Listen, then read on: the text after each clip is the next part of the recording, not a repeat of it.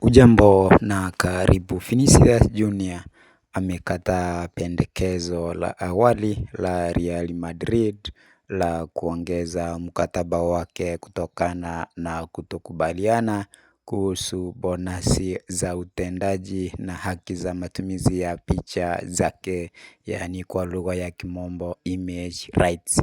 Mchezaji huyu mwenye umri wa miaka 26 anaripotiwa kutaka kifurushi bora zaidi cha bonasi pamoja na kumiliki 80% ya haki za picha zake.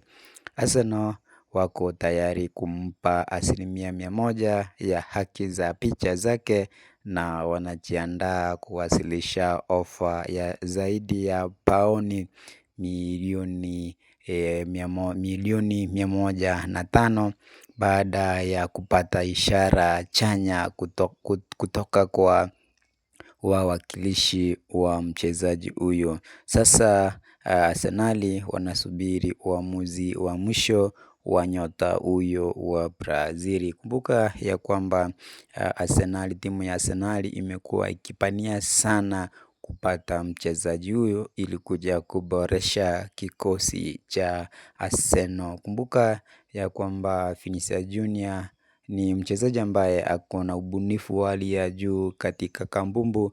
Ndio maana timu ya Arsenali inampania na kumfakamia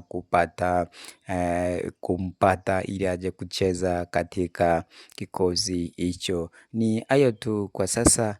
Langu jina lasalia kuwa Maskini Msomi, na siku zote hakikisha ya kwamba una subscribe kwenye channel hii ili uwe wa kwanza kupata taarifa kama hizi pindi zinapochipuka. Nakutakia kila la heri.